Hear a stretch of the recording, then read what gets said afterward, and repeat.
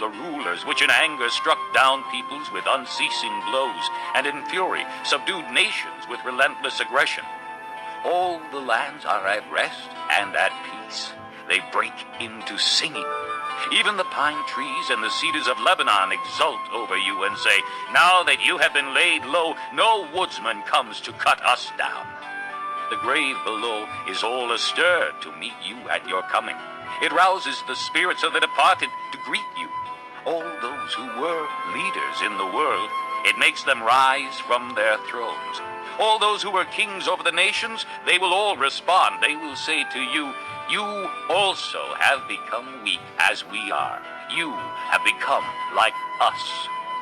All your pomp has been brought down to the grave along with the noise of your harps. Maggots are spread out beneath you and worms cover you. How you have fallen from heaven, O morning star, son of the dawn. You have been cast down to the earth, you who once laid low the nations. You said in your heart, "I will ascend to heaven. I will raise my throne above the stars of God. I will sit enthroned on the Mount of Assembly, on the utmost heights of the sacred mountain. I will ascend above the tops of the clouds. I will make myself like the Most High." But you are brought down to the grave, to the depths of the pit. Those who see you stare at you. They ponder your fate. Is this the man who shook the earth and made kingdoms tremble? The man who made the world a desert, who overthrew its cities and would not let his captives go home? All the kings of the nations lie in state, each in his own tomb. But you are cast out of your tomb like a rejected branch. You are covered with the slain, with those pierced by the sword, those who descend to the stones of the pit. Like a corpse trampled underfoot, you will not join them in burial, for you have destroyed your land and killed your people. The offspring of the wicked will never be mentioned again. Prepare a place to slaughter his sons for the sins of their forefathers. They are not to rise to inherit the land and cover the earth with their cities. I will rise up against them, declares the Lord Almighty. I will cut off from Babylon her name and survivors, her offspring and descendants, declares the Lord. I will turn her into a place for owls and into swampland.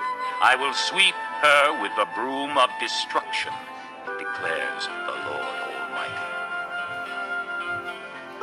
The Lord Almighty has sworn, "Surely as I have planned, so it will be, and as I have purposed, so it will stand. I will crush the Assyrian in my land. On my mountains I will trample him down. His yoke will be taken from my people, and his burden removed from their shoulders." This is the plan determined for the whole world. This is the hand stretched out over all nations. For the Lord Almighty has purposed, and who can thwart him? His hand is stretched out, and who can turn it back? This oracle came in the year King Ahaz died. Do not rejoice, all you Philistines, that the rod that struck you is broken. From the root of that snake will spring up a viper. Its fruit will be a darting, venomous serpent. The poorest of the poor will find pasture, and the needy will lie down in safety. But your root I will destroy by famine. It will slay your survivors. Wail, O gate! Howl, O city! Melt away, all you Philistines! A cloud of smoke comes from the north, and there is not a straggler in its ranks. What answer shall be given to the envoys of that nation? The Lord has established Zion, and in her his afflicted people will find refuge. Chapter 14. The Lord will have compassion on Jacob.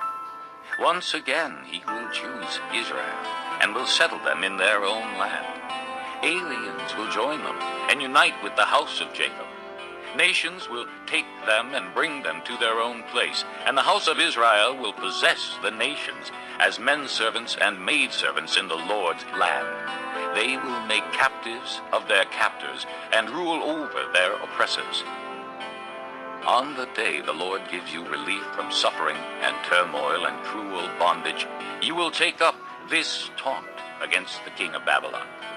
How the oppressor has come to an end, how his fury has ended. The Lord has broken the rod of the wicked, the scepter of the rulers, which in anger struck down peoples with unceasing blows, and in fury subdued nations with relentless aggression. All the lands are at rest and at peace. They break into singing. Even the pine trees and the cedars of Lebanon exult over you and say, now that you have been laid low, no woodsman comes to cut us down. The grave below is all astir to meet you at your coming. It